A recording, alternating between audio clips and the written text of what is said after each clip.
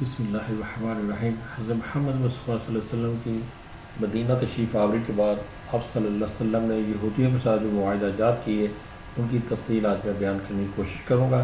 نبی صلی اللہ علیہ وسلم نے ہجرت کے بعد جب مسلمانوں کے درمیان عقیدے، سیاست اور نظام کی وحدت کے ذریعے ایک نئے اسلامی معاشرے کی بنیادیں استوار کر لیں تو غیر مسلموں کے ساتھ اپنے تعلقات منظم کرنے کی طرف توجہ فرمائی۔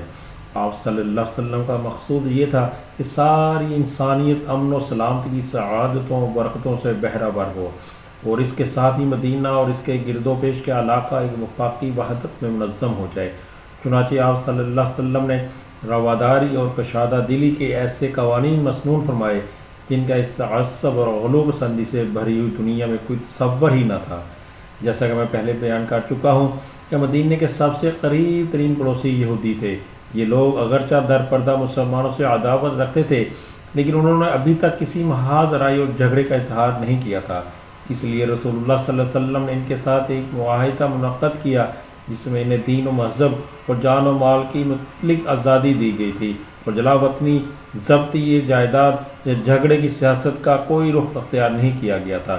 یہ معاہدہ اسی معاہدے کی ضمن میں ہوتا جو خود مسلمانوں کے درمیان باہم طے پایا تھا، اور جس کا ذکر ابھی میں پہلے کر چکا ہوں۔ اب میں اس کے معاہدے کی اہم دفعات پیش کرنے کی کوشش کروں گا۔ سب سے پہلے نمبر ہے بنو عوف کے یہود مسلمانوں کے ساتھ مل کر ایک ہی امت ہوں گے۔ یہود اپنے دین پر عمل کریں گے اور مسلمان اپنے دین پر۔ خود ان کا بھی یہی حق ہوگا، ان کے غلاموں اور متعلقین کا بھی، اور بنو عوف کے علاوہ دوسرے یہود کے بھی یہی حقوق ہوں گے۔ یہود اپنے اخراجات کے ذمہ دار ہوں گے اور مسلمان اپنے اخراجات کے، اور جو طاقت اس معاہدے کے کسی فریق سے جنگ کرے گی سب اس کے خلاف آپس میں تعاون کریں گے۔ اس معاہدے کے شرکاء کے باہمی تعلقات خیر خواہی، خیر اندیشی، فائدہ رسانی کی بنیاد پر ہوں گے، گناہ پر نہیں۔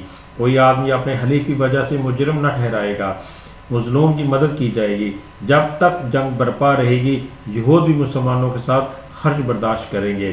اس معاہدے کے سارے شرکاء پر مدینہ میں ہنگامہ آرائی اور کچھ تو خون حرام ہوگا۔ اس معاہدے کے فریقوں میں کوئی نئی بات یا جھگڑا پیدا ہو جائے جس میں فساد کا اندیشہ ہو تو اس کا فیصلہ اللہ عز و جل محمد رسول اللہ صلی اللہ علیہ وسلم فرمائیں گے۔ قریش اور اس کے مددگاروں کو پناہ نہیں دی جائے گی۔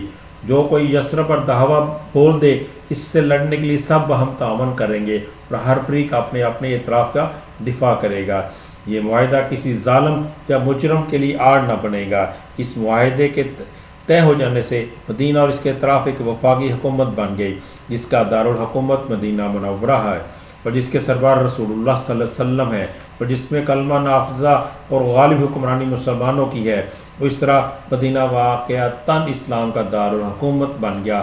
امن و سلامتی کے دائرے کو مزید وسعت دینے کے لیے نبی صلی اللہ علیہ وسلم نے آئندہ دوسرے قبائل سے بھی حالات کے مطابق اسی طرح کے معاہدے کیے جن کا ذکر میں آگے چل کر حالات واقعات کے مطابق کرتا رہوں گا۔ وما علینا الا البلاغ۔